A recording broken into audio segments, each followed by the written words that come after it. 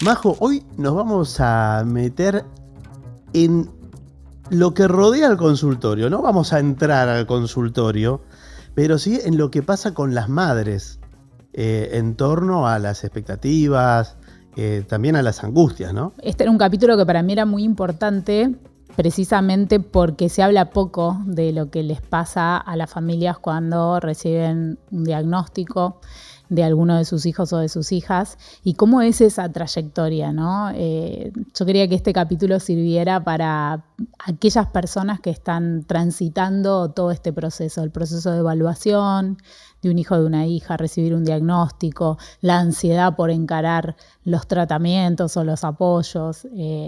Creo que es importante que la población general también acceda a esta información para poder aprender a acompañar. Hoy lo inesperado es una pregunta. Después del diagnóstico, ¿qué?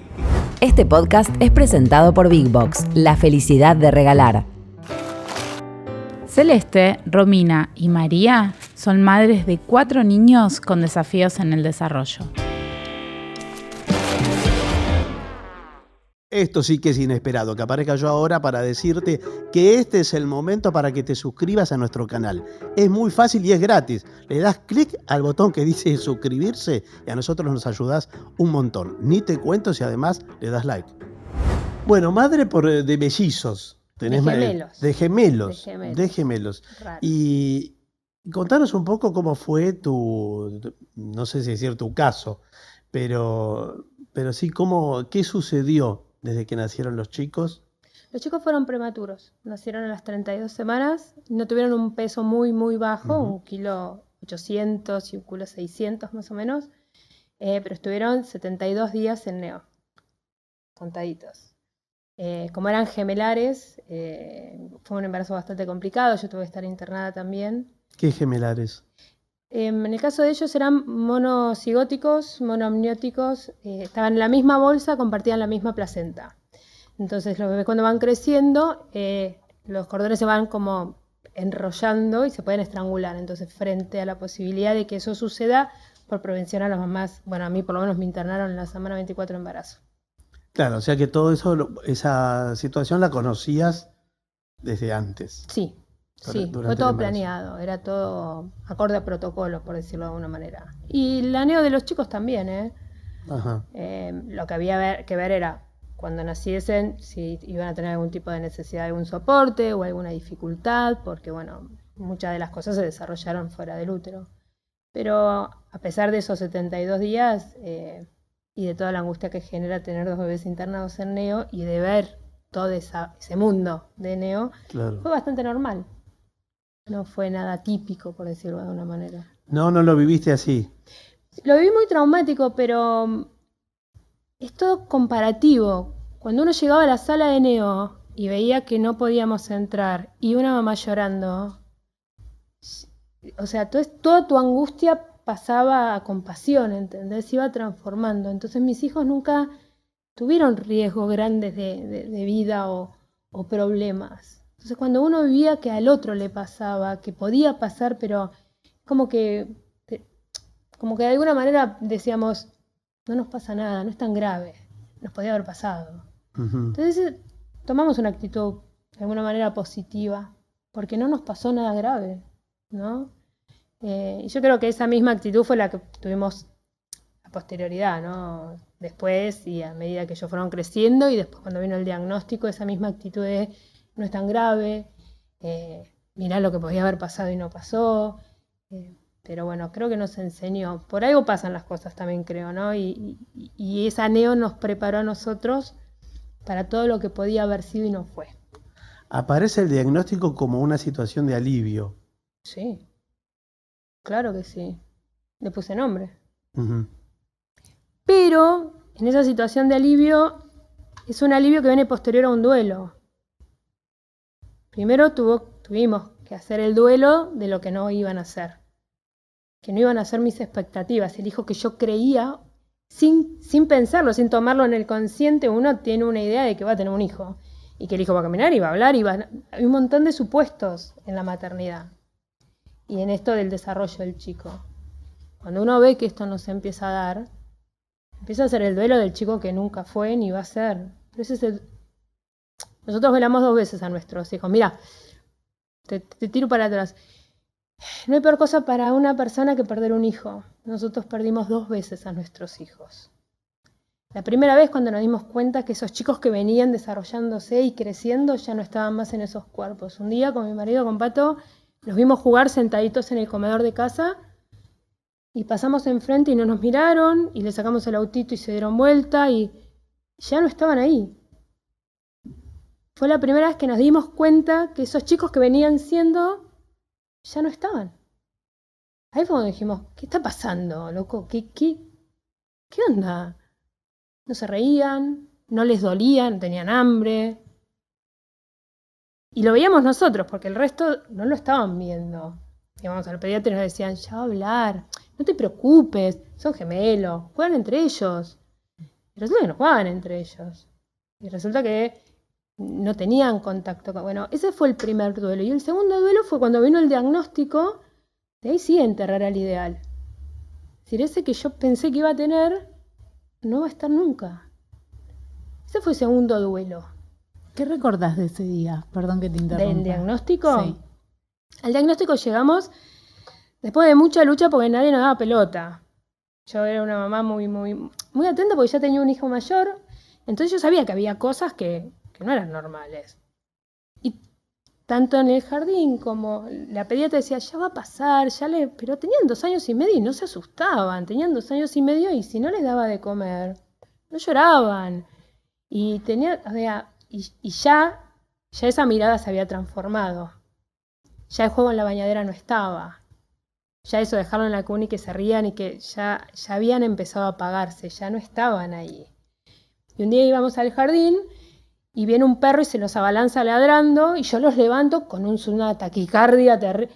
Y ninguno de los dos lloró. Así como fui, me volví a mi casa, llamé a mi clínico y le dije, o me pedís vos una evaluación o te falsifico el sello, flaco. Pero acá mis hijos tienen algo.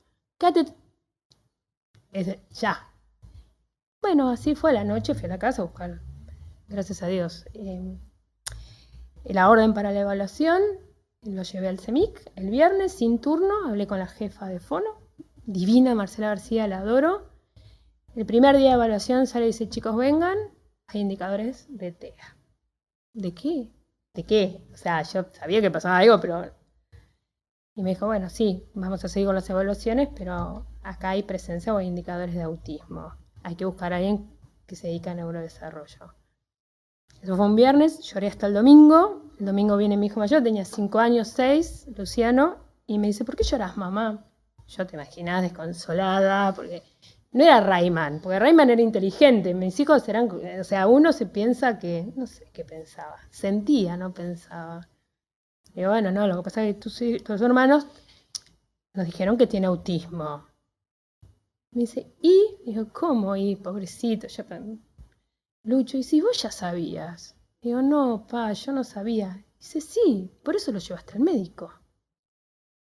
Ahí me di cuenta que mi problema era el nombre, no los mis hijos. Entonces ahí empecé a hacer el duelo. ¿Qué estaba velando? ¿Qué estaba llorando? ¿Lloraba a mis hijos o lloraba mis expectativas de los hijos que yo pensé que o quería tener? ¿Entendés? Primer trabajo en pareja. Decir, bueno, ¿qué nos pasa y qué va a pasar? Y ahí llegó Majo. Majo nos ayudó a poner palabras concretas y acciones concretas a lo que estaba pasando. Esa incertidumbre que no sabíamos, bueno, y ahora son autistas, ¿entendés? O sea, ¿qué hacemos? Y Majo nos explicó claramente, es una condición, es de por vida, esto no se cura, hay que estimular. La evidencia científica indica que esto funciona y esto funciona. Va a depender de la capacidad de cada uno de los chicos, de la continuidad, de la interdisciplinaridad. Hay que ver cada día. Y aprendí a no esperar. Aprendí a que lo que espero en él es lo que yo proyecto de mis ideales. Entonces la vida me sorprende gratamente todos los días, porque todos los días me regalan algo nuevo. Y empecé a aceptar que ellos son ellos. Y todos los días me regalan lo que ellos son y respetarlos en esa instancia de ser ellos me enriqueció como persona, no solo como mamá. ¿Cuánto tiempo pasó desde el diagnóstico hasta hoy? ¿A 2 años y medio? 6 años y medio. 6 años y medio. Eso fue un domingo, el lunes fui a sacar el Ujú. turno con Majo. Majo nos atendió creo un miércoles o un jueves y el mismo viernes estaba yo pidiendo turno en el CGP para el certificado de discapacidad, que esto era en diciembre, nos lo daban en mayo. Así que fui a hablar con en ese momento el director del CGP, me atendió muy amablemente y le dije que preguntara a su mujer qué haría si tuviera un nene en esas condiciones. Que yo no podía esperar, que no podía él tenía el poder de que mis hijos podían ser tratados. Solo él podía hacer que mis hijos en un mes podían empezar las terapias. Y me esperé 3 minutos afuera y vino con un papel, fulano, mengano, y me dieron el turno. Y a la otra semana llevé todos los papeles que Majo me hizo y teníamos certificado de discapacidad. En marzo, Majo me dijo, mira, no va a cambiar nada, váyanse de vacaciones. Yo estaba desgarrada. Sí.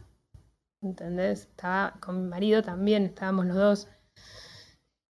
¿Qué va a pasar? ¿Y sabes qué? No pasa nada. ¿Entendés? ¿Sabes qué pasa? Nada, no pasa nada. Pasa la vida, pasa el día a día y pasa que ellos seguían siendo ellos. No pasa nada. Sí, está bien escucharte bueno, por supuesto, desdramatizar la situación, pero además se te escucha como de proceso rápido, Que no te queda ¿no? otra. No, es un mecanismo de defensa, no te queda otra. Hubo un apoyo, un gran apoyo, por supuesto, a padres, de la psicóloga del equipo, porque esto duró un montón, este proceso de aceptas. Primero, aceptar. Eso fue rápido. Mira, te lo voy a hacer al revés. Lo que más nos costó fue largar el diagnóstico, no aceptarlo. Estaba cómoda en ser mamá de chicos con TEA. Ya la tenía clara, ya teníamos todo el dispositivo aceitado. TEA, ya está, ¿entendés? Ahora, cuando empezaron a mejorar, me cambiaron la bocha. Digo, ¿y ahora? Y eso es lo que noto yo hoy en día, que son las dificultades que se nos presentan. Cuando es evidente que hay dificultades, hay bibliografía, hay estudios, los profesionales están... Ahora, cuando empieza el diagnóstico a mejorar, el colegio es mucho más difícil porque no se nota que el chico tiene TEA. Lo hace a propósito. No, mami, no lo hace a propósito. No sé si me entiendes. Si vos ves un chico con silla de ruedas y decís, no, bueno, no puede caminar.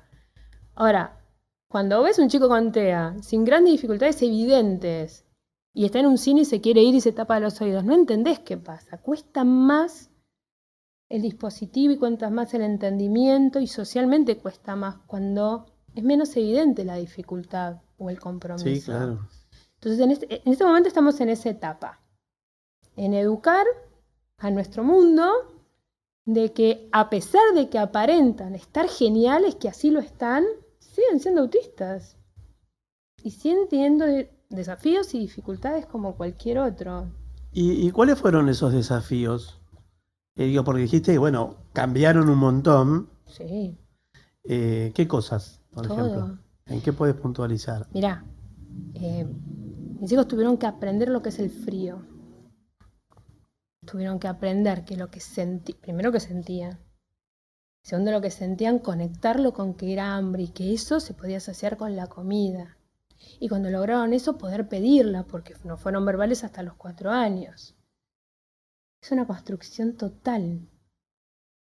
Hay uno que, el más chiquitito, por algún motivo no quería que lo tocáramos. Fue muy difícil de bebé.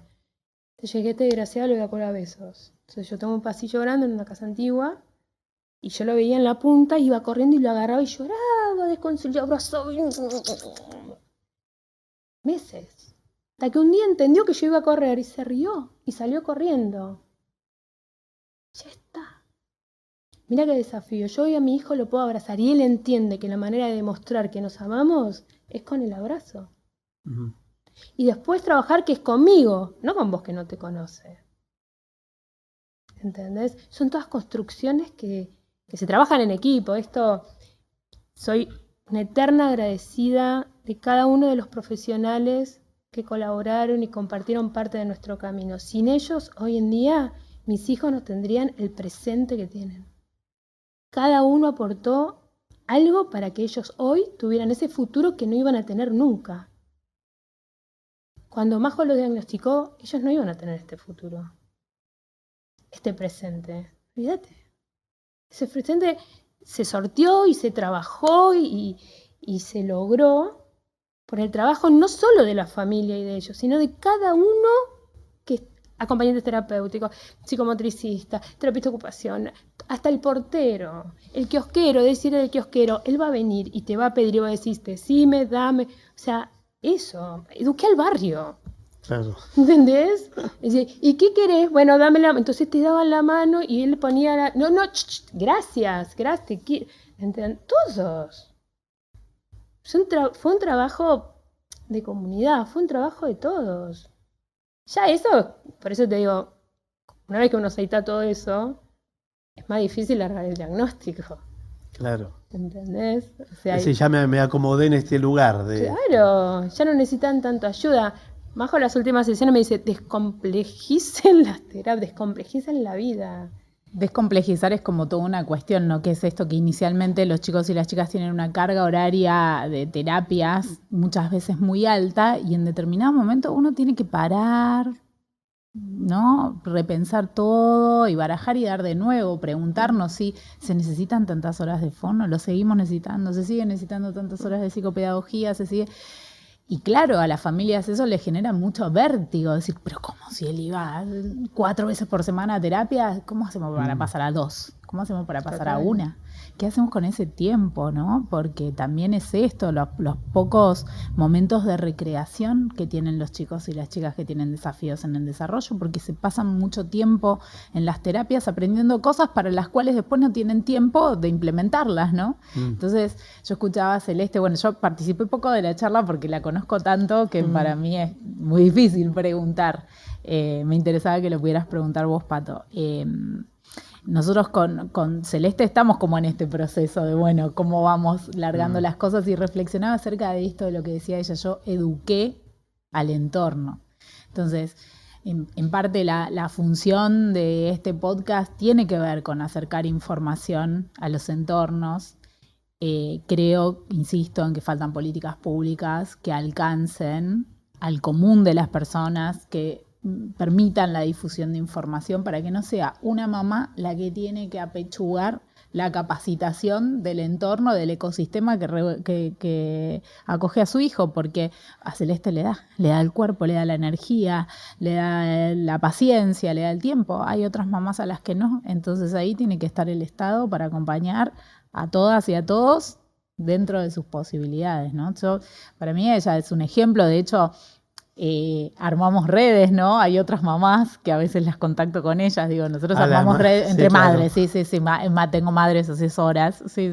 Pero y más porque allá entre pares, claro, debe funcionar. Claro, y si yo estoy hablando de algo de lo que estudio, pero que no vivo, ¿no? Nosotros siempre decimos que el principal gestor de su salud es el propio paciente. El paciente informado es eso. La información definitivamente es poder, ¿no? Es que es tan difícil el camino que una vez que lo recorres, sería muy egoísta de mi parte no compartirlo. Es decir, hay que ir por acá. Esta es la figura que tenés que pedir en la obra social. Es esta. Claro, eso es bien concreto, sí. Pero claro que sí. Y no te pueden decir que no. Y anda a Copidis, anda. O sea, todo eso te da la posibilidad de lograr el acceso realmente pleno a todas esas políticas públicas que existen y están. Pero a veces están tan burocratizadas que el acceso solo lo tiene el que, como dice ella, es maniático, o lo logra y busca un lado y busca el otro, ¿entendés? Claro. No es que no está, sí están. Yo soy una súper agradecida también a mi obra social, porque tengo 2 o 3 ahí que también me ayudan y me ayudaron en este camino de qué y cómo pedir las cosas. Y no es poco. Es muy difícil. Además es muy difícil pelear por algo que duele, porque no deja de doler. ¿Y qué duele? Toda esa vulnerabilidad que ellos todavía tienen. Imagínate, si la vida para un chico normal es complicada, imagínate la escolaridad para un chico que tiene dificultades. Mis hijos tienen que en el mismo tiempo que el resto de los compañeros procesar la nueva información o el nuevo aprendizaje según su perfil, según sus características, de construirlo, volverlo a elaborar, pensarlo neurotípicamente y darlo en el mismo tiempo. O sea, mis hijos son unos genios. Piensan como autistas, deconstruyen, piensan como neurotípicos que te tienen que dar la devolución, que es lo que esperan según entender la perspectiva del docente. Es un laburo terrible. Claro. Y ese laburo no se ve. Entonces, el reconocimiento, la estimulación y hacer entender al docente que ellos no piensan de la misma manera y que las pretensiones y los tiempos... falta mucha capacitación y yo creo que también falta esto, frenar y verlos a los chicos, que era lo que yo te decía antes. Sí, y el que sean gemelos es una particularidad que, digo, se ayudan entre ellos, se acompañan. Se conocieron a los 4 años. Mis hijos reconocieron a un otro y que después, a través de la construcción, entendieron que era ese otro un hermano y que era gemelo. A los 4 años, hasta los 4 años cada uno tenía su mundo y no había reconocimiento de un otro, eran ¿viste? El reflejo. Era como la tortuga, el sillón, o sea, no había registro del entorno. Lo cual no había. Entonces cada uno forjó su personalidad de manera diferente. Y se reencontraron a partir de que ellos fueron mejorando en el registro del ambiente o del entorno. Entonces mis hijos se conocieron a los 4 años. ¿Pero ahora van a la escuela juntos? Van juntos. O sea, comparten el mismo espacio, la misma maestra, digo, los compañeros, todo. Todo. Cada uno tiene su grupo de amigos. A uno le gusta jugar al fútbol, al otro no le gusta jugar al fútbol. A uno le gusta la verdura, al otro le gustan las carnes. Lo bueno también hubo un colegio que acompañó en ese desafío. Le gusta o no le gusta, acompañó. Y docentes que también no les quedó otra que acompañar el desafío. Y ahí rescato la figura del acompañante terapéutico y del integrador, que son fundamentales porque son los profesionales que están con ellos todo el día. Entonces ahí es donde tenés, para mí, que dar la apoyatura en este momento a esos profesionales que los acompañan y pueden modelar en la vida real. Mis hijos, su vida pasa en el cole, en los cumpleaños, en el campamento. Hace pocos días se fue al campamento. En preparar el campamento y con quién van a ir a la carpa. Y no entramos. Y todo eso sucede de manera espontánea. Cosas que, por eso te decía, que nunca pensamos que iban a pasar. Cuando nos dieron el diagnóstico no iban a ser espontáneos nunca. Ni iban a mentir. Son 2 desgraciados. Ah, sí. Olvídate. Porque decían que no mentían los Ponele. Olvídate que no van a mentir. Terminé todo. Sí, puedo, porque ellos tienen horario para la tablet y demás. Es con horario. ¿Puedo? ¿Seguro de tener? Sí, a ver, tráemelo. Bueno, me falta algo. Bueno, anda a terminarlo. Y entonces, sí. Claro. Las cosas se aprenden. Esos rótulos tan cerrados, y los chicos aprenden de los chicos, no solo de los grandes. Y también aprenden de los grandes. Entonces, también el rol del papá y de los otros papás es muy importante. El primer día de sala de 3, de que cada uno se presenta. Entonces, mi marido, Pato, es divino, dijo, bueno, yo soy Patricio, papá de Juan y Nacho, autistas. Se escuchó, ¿viste? ¿Se escuchó? Y yo, que soy una cara, digo, ¿qué pasó? No se asusten, chicos, sos autista. No pasa nada. ¿Entendés? ¿Y qué hacemos? Me dijo una mamá. ¿Qué hacemos con qué? ¿Y cómo los trato? Igual que tratases a tu hijo. Y ya está. Y ya está. ¿Y sabes qué pasó? Nada. Claro, pero también puede ser, parece como que hay un acento mayor, o sería más posible una construcción comunitaria. Porque como vos dijiste, tuve que educar al kiosquero, a este, al otro. Entonces, también en el propio intercambio de la comunidad, vas aprendiendo cosas y las vas incorporando también. Y eso nutre al resto también. ¿A vos no te nutre tu comunidad? Claro. No compartís la felicidad con tus amigos, no te afirmás en un otro. Pasa eso. Nosotros somos seres sociales. Es la comunidad la que de alguna manera condiciona, no determina, pero sí condiciona tus posibilidades. A veces, cuando la comunidad no está, hay que tratar de ayudar a que esa comunidad sea lo más favorable posible para ese desarrollo. Bueno, ahí estamos, Pato y yo, Habla con el kiosquero. ¿Entendés? Sí, sin ningún problema, porque no hay problema. Es una condición, no es un problema. No es algo a resolver. No todo se resuelve. No hay nada roto. Son distintos. ¿Y qué distinto? ¿Y qué sé yo qué distinto?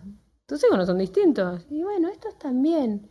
Y es genial y es maravilloso ver cómo perciben todo de otra manera. Es mágico. Cuando vos lo ves al tipo empezar a transformarse la cara cuando... Es genial. Pero tenés que tener ganas, tenés que sentarte, tenés que estar conectado con eso. Otros no se dan cuenta. Nosotros celebramos la primer mala nota que trajo Nacho. ¿Entendés? Claro. Y me mira y dice, estás re loca. Genial. Y sí, es un nene, se tiene que portar mal. O lloró y se frustró. No, porque se frustró y lloró. Es fantástico. Conectó, no le gustó, se frustró, lloró, lo expresó. ¿Alguien le preguntó qué te pasó? Sí, y lo dijo. ¿Qué más puedo pedirte? ¿Entendés? Son muchas veces como construcciones ideales que están vacías y que hay que desconstruirlas. Y esto de no pasa nada. ¿Cómo te llevas con lo inesperado? Y la vida es inesperada. Es más, yo creo que si la vida no tuviera estos sucesos inesperados, no sería tan linda. Mis hijos no son milagros ni son bendiciones. Son chicos con dificultades. Nada más. Y por algo cayeron en esta familia. Porque yo te aseguro que nadie va a pelear por ellos, ni los va a querer tanto, ni los va a acompañar y estimular como mi marido y yo. Por algo cayeron acá. O sea, yo ¿viste?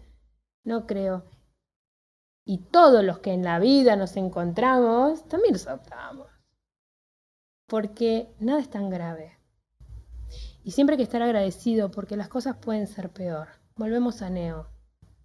Cuando yo veía a esas mamás llorar porque sus hijos no lo estaban logrando, me daba cuenta de la importancia de la no queja y del agradecimiento, decir, gracias a Dios no es el mío, gracias a Dios. Entonces, todos los días hay que agradecer lo que uno tiene y lo que uno puede.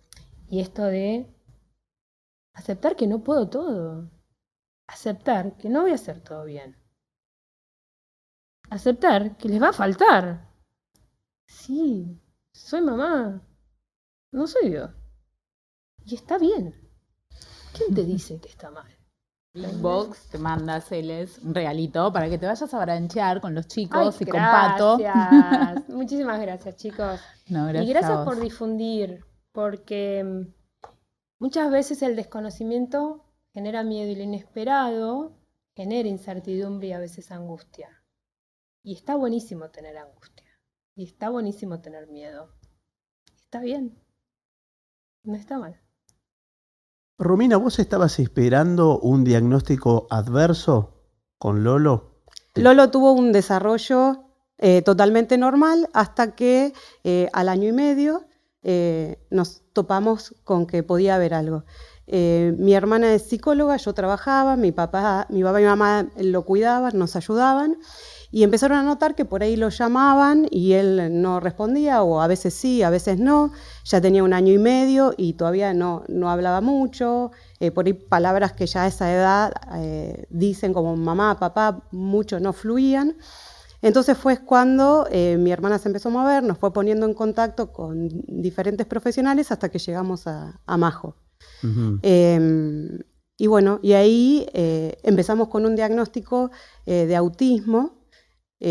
Supuestamente era chiquito y en ese momento todas las terapias, hasta que le pudieran hacer realmente el diagnóstico correcto, eran las mismas. Entonces era empezar el transcurso, ¿no?, de estas terapias hasta que él esté más grande, es ver la evolución y poder ponerle un diagnóstico a esto. Está bien, ahora todo eso es un proceso largo. Largo. Vamos a hacer foco Uno en por algunas ahí, partes. uno por ahí empieza pensando que, bueno, serán unos meses de Mm. tratamiento, empiezo con fono, empiezo con esto, psicología. Uno se da cuenta que por ahí lo que uno piensa que van a ser meses, no son meses, son años, y es 1, 2, 3, y uno después se acostumbra a que, no, bueno, esto va a llevar un largo tiempo, y en realidad empezamos, es como una carrera que empezamos y no sabemos el final, hasta dónde, cuánto nos va a llevar, cuándo terminamos. Entonces, esa fue la historia de Lolo. El diagnóstico, que fue algo muy angustiante para nosotros, no teníamos familiares ni otro caso cerca, entonces fue empezar con esto, empezar a caminar juntos como familia, con él, terapias, tratamiento, hasta los resultados que tenemos hoy en día con él. ¿Y cómo recordás el día del diagnóstico? Si tenés un día, porque lo marcás como un momento preciso.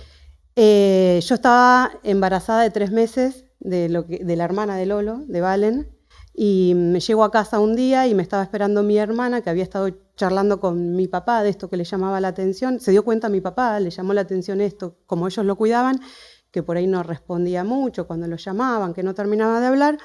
Mi hermana es psicóloga, habló con algunas compañeras de ellas y de estas cosas que por ahí puntuales que le llamaban la atención. Y cuando llegó ese día, me dice que había estado averiguando, que le llamaban la atención estas cuestiones y que podría llegar a ser un autismo. Y bueno, ahí a mí se me vino embarazada el mundo abajo.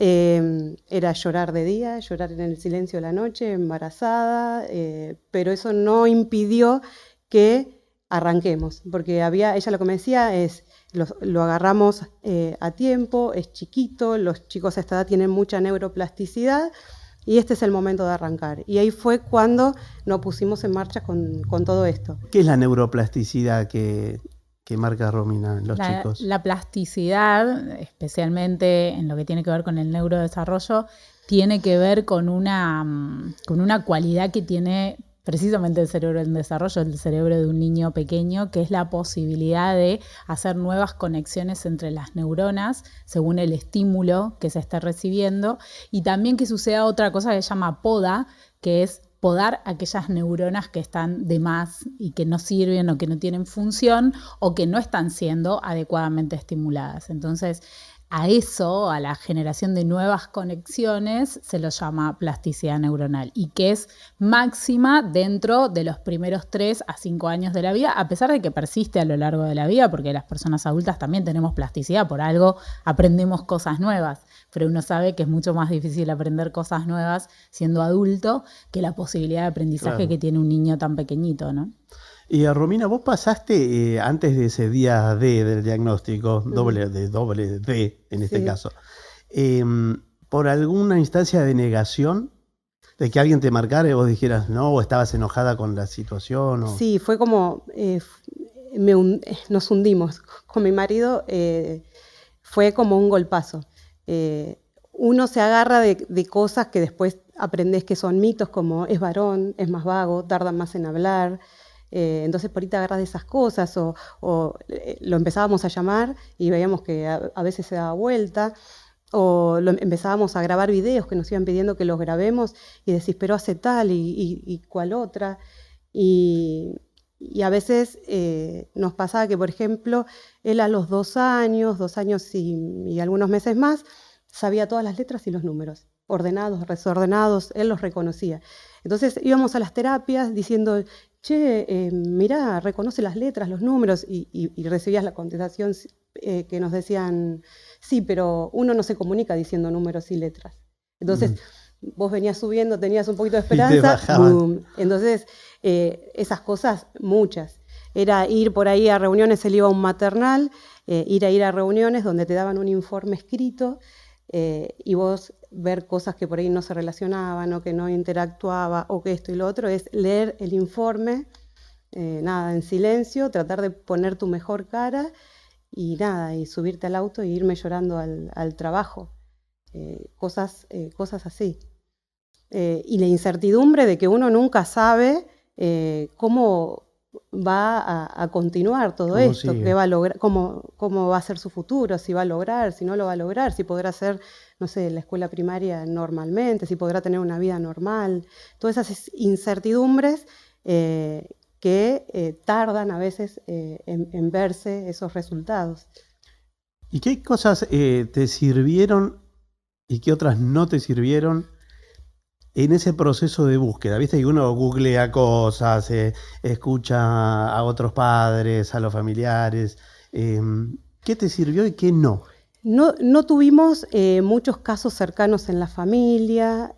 Lo que fue de mucho apoyo fue, la verdad que tanto en el maternal como en el cole donde va actualmente, el apoyo de ellos, de las terapeutas. Siempre había grises que hacían que tardáramos en sacarlo del diagnóstico de autismo hasta que llegamos al diagnóstico que tiene él de trastorno de hiperactividad con el déficit de atención y algo en el lenguaje.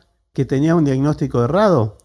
No, en realidad esto también es interesante aclarar, ¿no? Que muchas veces nosotros lo que observamos en los niños y en las niñas es la trayectoria del desarrollo. Y a veces algunos niños muestran algunas características que pueden ponerlos dentro de una categoría diagnóstica, antes que hablábamos de lo que son las categorías. Y cuando se reciben buenas intervenciones, además de la propia predisposición genética de cada persona, cuando se reciben intervenciones tempranas, cuando los diagnósticos son tempranos, las intervenciones son tempranas y adecuadas y basadas en la evidencia, sucede que hay muchos niños que van perdiendo algunas características que los sacan de esa categoría diagnóstica. No vamos a hablar de Lolo en particular, ¿no? Yo no voy a hablar de Lolo en particular ni de todo el proceso, pero sí es cierto que algunos niños que inicialmente reciben el diagnóstico de autismo quizás salen de esa categoría y terminan recibiendo otra categoría diagnóstica, como es en el caso de Lolo, que su diagnóstico final fue TDAH. Pero eso tiene que ver con la trayectoria de vida de cada niño y de cada niña, de la posibilidad de acceso. Eso no hay que dejar de reconocer, que tiene que ver con la capacidad de acceder a terapias adecuadas, y una vez que se accedió, que los terapeutas sean terapeutas capacitados, digamos que tienen que concurrir varias situaciones para que esto suceda. Romina, ¿y entraste en contacto con otras madres, con chicos autistas o no? Me fui cruzando con distintas mamás en las salas de espera de las distintas terapias, porque uno empieza a recorrer distintos consultorios, terapias, uno se pone a charlar, y ahí fue donde fui conociendo distintos casos. Porque otra decisión difícil en lo que fue la trayectoria de Lolo en estos años fue la decisión de medicarlo.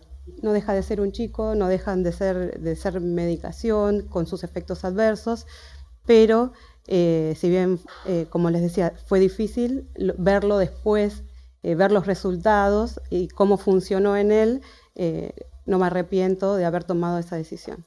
Romy, y vuelvo sobre la pregunta anterior de Pato, que es, en todo este recorrido, en estos 6 años, si sumamos por la edad que tiene Lolo hoy, ¿qué recursos te sirvieron, definitivamente te sirvieron, que no volverías a hacer ahora, ¿no? Con el diario del lunes? Tendría que haberlo tomado por ahí, es difícil, no obvio, recibir el diagnóstico, tratar de tomarlo con un poco más de calma, no tanta angustia. Fueron muy difíciles los primeros años, yo me vine muy abajo, pero tenía la contención por ahí de mi familia, de mi marido, siempre apoyándonos, siempre colaborando cuando por ahí se nos complicaba llevarlo a alguna terapia a otro lado cuando no llegábamos. Entonces, uno, si bien es difícil, debería tratar de tomarlo más tranquilo y bueno, porque los nenes presienten y Lolo yo presentía cuando yo estaba mal. Entonces, por ahí eso hubiera cambiado. Y después, lo que tuvimos suerte fue de rodearnos de buenos profesionales, de un buen cole, de familias que siempre nos ayudaron y estuvieron acompañándonos.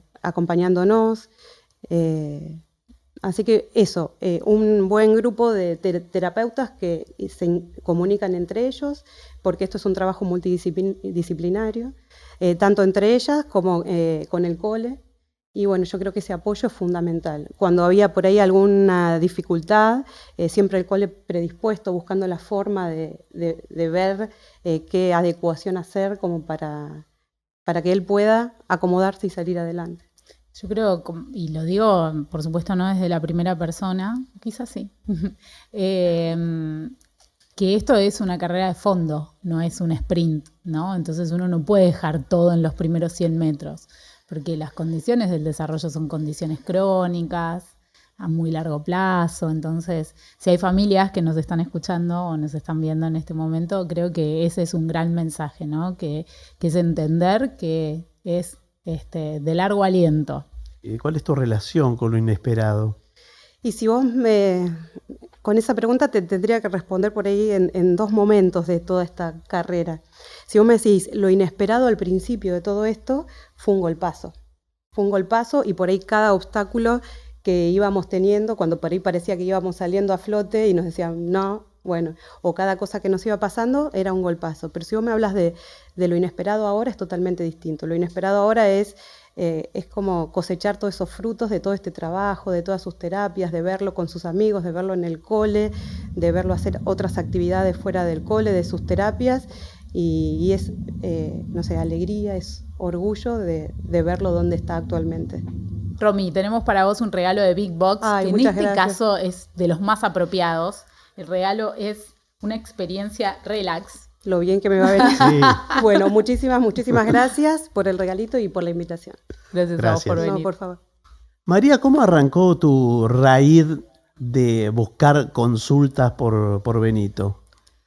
Mira, en realidad empezó en el embarazo, hubo una ecografía que no estaba del todo buena, se veían unos quistes en los riñones y después nos dejaron tranquilos y nos dijeron que no era así, y después, bueno, mi embarazo ya con esa espina clavada ya no fue lo mismo, se me adelantó un poco el parto, Beni tuvo que ir a neo y ahí había un montón de cositas sueltas que no estaban bien, que creo que fue la parte más dura para nosotros, el tema de sentir que había algo que no estaba bien y no tener... certeza de ¿Qué nada. tenía? ¿Fantasmas de qué? ¿Qué eran los fantasmas? Y qué sé yo, vos veías que las cosas que le costó un montón sostener la cabeza, le costó un montón gatear, caminar, todo. Y bueno, siempre era, bueno, hay que darle tiempo, hay chicos que son más lentos. Bueno, para nosotros fue lo más difícil esa parte de la incertidumbre y de no saber. Entonces, decidimos hacer un estudio genético que me acuerdo que nos había dicho el médico, no te va a cambiar nada porque lo que estás haciendo es lo que tenés que hacer. Yo digo, no, a mí me va a cambiar la vida tener un diagnóstico. O sea, para mí, a mí me cambió la vida, para nosotros fue lo mejor que nos pudo haber pasado tener un diagnóstico. Saber a dónde estábamos parados y saber que realmente lo que hacíamos era lo que había que hacer y qué esperar y qué podía pasar. También mucho miedo de pensar en el futuro si no sabes, no tenés un diagnóstico. Hicimos el estudio genético y ahí nos apareció que tiene una condición genética, le falta un pedacito de información en un cromosoma. Y eso da las características que él tenía. Un retraso en el desarrollo, retraso en el lenguaje, retraso psicomotor, dificultad de aprendizaje y la cabeza grande que también tiene. Y después tienen, o sea, la condición tiene un montón de otras características que Beni no presenta, o sea, eso también depende de cada uno. María, ¿y a qué edad recibieron ese diagnóstico genético, ¿no? Que el diagnóstico genético es un poco encontrar la causa de por qué estas cosas estaban sucediendo en el desarrollo de Beni. La descubrimos una semana antes de que Beni cumpla 4 años.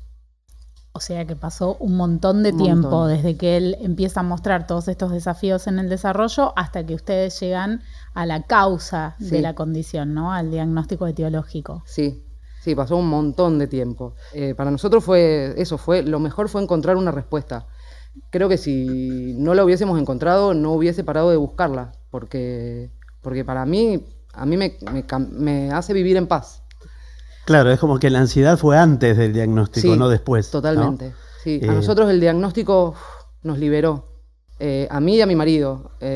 a los dos nos pasó lo mismo. ¿Y con qué obstáculos te vas encontrando como madre de Benito, digo, en relación a esto, en todo ese tránsito hacia el diagnóstico? Porque describís como que médicos que no dan en la tecla, cambiás de médico, cómo interactúas con otros familiares, viste que los familiares opinan, los amigos, otros no se atreven a hablar quizá.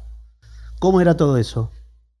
En cuanto al entorno, a mí me ponía muy mal la mirada. No por mí, sino por Beni, porque yo sentía que todo el tiempo lo estaban evaluando todos, nosotros mismos también. Uy, mira, está bien, hizo esto, o sea, era como estar analizando y todos le buscábamos a ver qué pasaba. Para mí eso era re fuerte para él. Y en los médicos no que no le daban en la tecla, sino que no, o sea, no había respuesta. La única respuesta nos las dio el estudio genético. Ellos Claro. no tenían una... Sí tenía, o sea... Pero ahí, atendían la contingencia, digamos, únicamente. claro, No sé si está bien, vos, Majo, intervenís y yo me estoy mandando alguna que no es. Yo pensaba, bueno, ¿cómo explicar esto? Lo que vos llamás la contingencia es como el perfil funcional de un niño. Dentro de las formas de pensar los diagnósticos que tenemos desde la medicina, hay 3 niveles, ¿no? Lo que se llama el diagnóstico etiológico, que es la causa, que es esto, el estudio genético que dice que a Beni le costaba hablar, le costaba empezar a caminar porque había una causa genética que es un síndrome genético, que es una alteración cromosómica. En segundo nivel está el diagnóstico categórico, que es la categoría diagnóstica. Cuando nosotros decimos, bueno, hay un retraso global en el desarrollo, hay un retraso en el lenguaje, el trastorno del espectro autista, la condición del espectro autista, eso es como la categoría. Y después está el diagnóstico funcional, lo que el niño puede o no puede hacer. Eso es un poco lo que vos llamás contingencia, ¿no? ¿Cuáles son los desafíos y cuáles son las fortalezas? Muchas veces ese es lo más importante. Poder reconocer cuáles son los desafíos y cuáles son las fortalezas para trabajar desde lo terapéutico, ¿no? Pero no nos podemos olvidar la importancia de conocer la causa, de conocer el nombre de la condición, porque muchas veces quienes hablamos de la no medicalización, de no etiquetar a los chicos, somos los equipos de salud, somos los profesionales. La gran mayoría de las familias te dice que acceder a un diagnóstico, a la causa y a la categoría y al nombre de la condición genera cierta tranquilidad, porque hay una incertidumbre que se acaba, porque por lo menos se sacan de encima la búsqueda, ¿no? Sí, lo deseable sería que Beni no hubiera recibido el diagnóstico a los 4, que probablemente, no recuerdo a qué edad lo vio genética por primera vez, pero que lo hayan visto tempranamente, que tempranamente hubieran empezado estos estudios. 4 años es un montón. 4 años es un montón de sufrimiento para la propia familia. Probablemente tener el diagnóstico no hubiera cambiado la intervención, que es lo que estaban haciendo, pero sí tener información y esa tranquilidad, y lo dicen todas las familias. No conozco una sola familia que no transmita lo que está transmitiendo María. Yo quiero contar por qué está María acá en este episodio. Lo cuento porque la realidad es que María y su compañero y Juan fueron 2 de las personas que a mí más me impulsaron a hacer este podcast, porque ellos lo que me decían es que no había información, ¿no? Que no había información relevante para las propias familias, que había mucho desordenado, que no había información, alguien nos dijo alguna vez, curada respecto de la neurodiversidad. Así que María está acá, además de porque Benito es nuestro Benito, porque ella fue una de las personas que más me impulsó, y fíjate cómo linkea esto de buscar que haya información de calidad con la necesidad de recibir información, de lo que significa para las familias. Y no solo para la familia que está acompañando a una persona con discapacidad o a un niño neurodiverso, sino también para el entorno, ¿no? Esto que cuenta María, Benito va a un jardín donde se necesita que las docentes estén capacitadas en discapacidad, está inmerso en un grupo de compañeros y de compañeras donde se necesita que las familias de niños neurotípicos tengan información de cómo acompañar o cómo apoyar a una familia que cría en la diversidad. Y hubo algo, María, por ahí que vos podés contar que a mí me resultó súper interesante. María hizo como una tarjeta de presentación para Beni. Ella, vos sos diseñadora, María, ¿no? Sí. María es diseñadora. Hizo una tarjeta de presentación alucinante para poder contarles a los docentes y a las personas y a los empleados de la escuela, no solamente a las docentes, qué cosas le gustaban mucho a Benito y qué cosas no le gustaban nada a Benito. De manera tal que eso terminó siendo una adaptación, digamos, para que Benito pueda participar adecuadamente de las actividades en el cole. No sé si vos querés contar de dónde viene. Sí, nos pasaba, Beni empezó el colegio nuevo este año. Nos pasaba que por ahí en el jardín nos dábamos cuenta que no lo terminaban de conocer. Como es un nene muy tranquilo, no es un nene que es demandante, ahora está un poquito más demandante, pero en general es muy tranquilo. Si uno no le presta atención, pasa... Está ahí. Pasa. Sí. Entonces, nosotros trabajamos con una psicopedagoga, mi marido y yo, nos había recomendado armar una tarjeta de presentación en donde pongamos las características que esté bueno que el otro sepa de Beni. Para el colegio nuevo, que van a tener 22 nenes, para que la adaptación sea más rápida y no lleguen a mitad de año todavía no teniendo del todo, porque hay cosas que hay que prestarle mucha atención para entenderlas, por ahí hay cosas que no. Entonces está buenísimo porque es como divertido y es como que está contado por Beni. María, ¿cómo te llevas con lo inesperado? En general no me llevo muy bien con la espera, en ninguna de sus formas. Soy bastante ansiosa. Hablando de esto, aprendo cada día a no hacerme preguntas que hoy no puedo responder. Y cada día aprendo más a vivir hoy y a disfrutar hoy y a que nada es más importante que disfrutar un día con mi hijo. Por ahí lo inesperado hace que uno tenga la cabeza puesta en un lugar en el que no hay que ponerlo. Hoy yo pongo la cabeza en hoy. Y después el camino me va a ir llevando para donde sea que nos toque ir. Pato, bueno, vos sabías que María viene desde Rosario. Sí. Vino recién desde Y aclaramos Rosario. que nosotros no estamos grabando en Rosario, porque podría ser. No, Estamos en Buenos Aires. Y ella vino desde allá, así que Big Box te manda un regalito, una experiencia relax, para que puedas relajarte Muy después de estas 6 horas que tenés, 3 de ida, 3 de vuelta. Gracias, María, por venir. De Buenísimo, muchísimas gracias. No, y gracias por invitarme. Por favor, gracias. Bueno, Pato, y hoy vamos a hacer una video reacción un poco especial, porque quien va a hablar es un pediatra del desarrollo, pero también es estudiante de filosofía, porque estoy convencida que poder acompañar e interpretar las necesidades de las familias que atraviesan por todo este proceso, para poder hacerlo adecuadamente se necesita más que una perspectiva, ¿no? No solo la perspectiva de los equipos de salud, no solo la perspectiva médica en este sentido. Entonces, Emanuel Belantonio, que es la persona de quien te hablo, va a hacer una interpretación también filosófica de lo que es el proceso de acompañamiento a una familia que está atravesando por este momento. Hola, soy Emanuel, soy pediatra, especializado en pediatría del desarrollo y también soy estudiante de filosofía. La idea un poco de esta charla es poder aplicar 3 términos con los que la lengua griega designa a distintos aspectos del tiempo y poder aplicarlos a la discapacidad en sus diferentes formas. Cronos es tal vez la palabra más común que podemos utilizar para referirnos al tiempo, es de donde viene la palabra cronológico, crónico, cronología, que es el tiempo más que nada en su aspecto sucesivo, ¿sí? El tiempo en donde uno puede registrar un pasado, un presente, un futuro, es el tiempo de los sucesivos acontecimientos, es un tiempo más cuantificable, es un tiempo que se aplica también a la discapacidad, ya que es un tiempo en el cual uno puede encontrar tiempos de lo crónico, ¿sí? La cronicidad al que alude una persona que pueda llegar a tener un trastorno de desarrollo o no, ¿sí?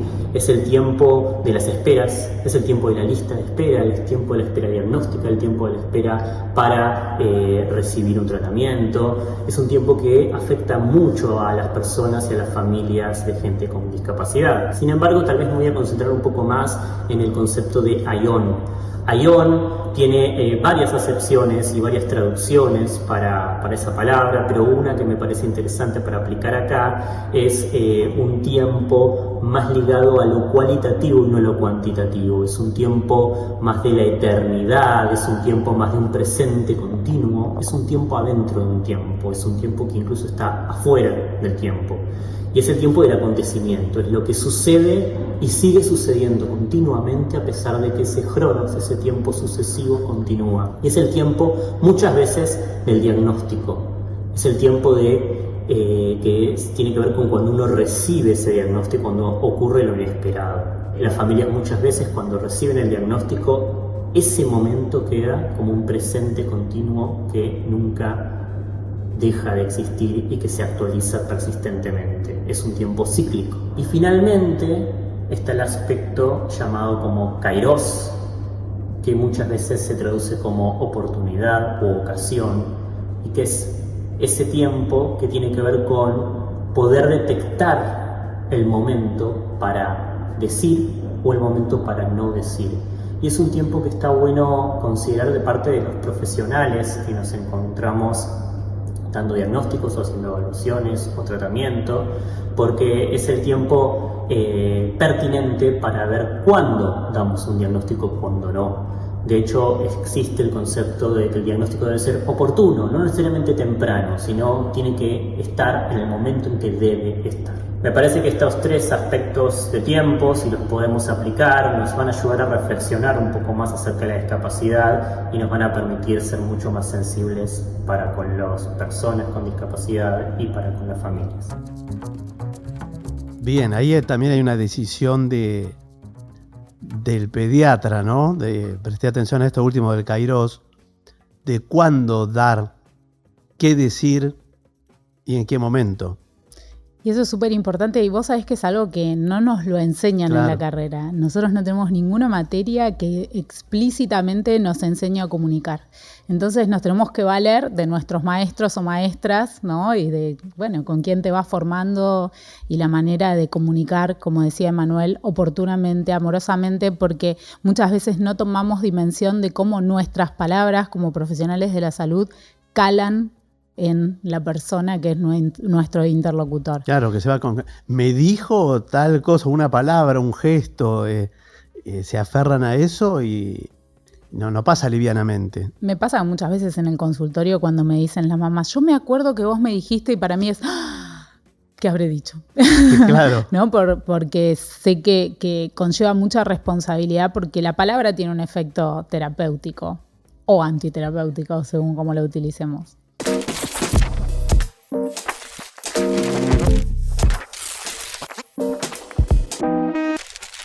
Este podcast fue presentado por Big Box, la felicidad de regalar.